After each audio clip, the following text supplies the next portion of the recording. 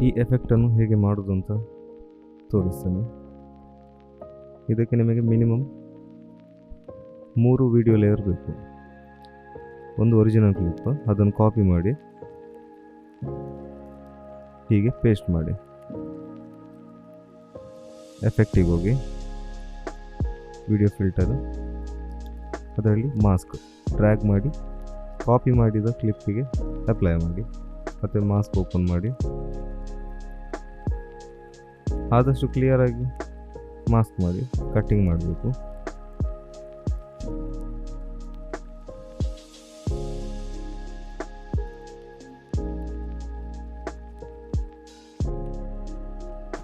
ಅದಾದಮೇಲೆ track forward ಮಾಡಿ.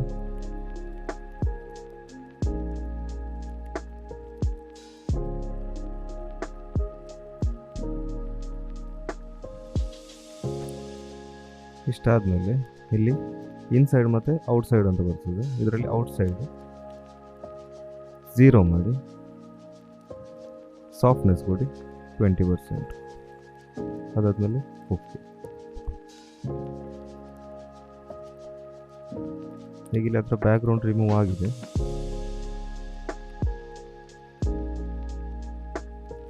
ಇನ್ನು ಮಿಡಲಲ್ಲಿ ರೈಟ್ ಕ್ಲಿಕ್ ಮಾಡಿ, ನ್ಯೂ ಕ್ಲಿಪ್,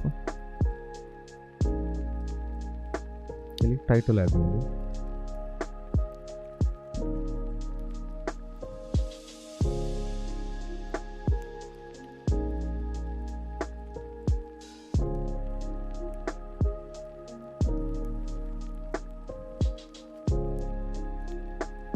ಈಗ ನಿಮಗೆ ನೋಡ್ಬೋದು,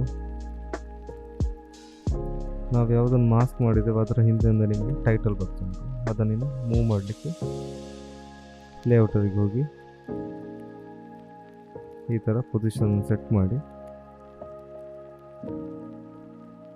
ಓಕೆ ಕೊಡಿ.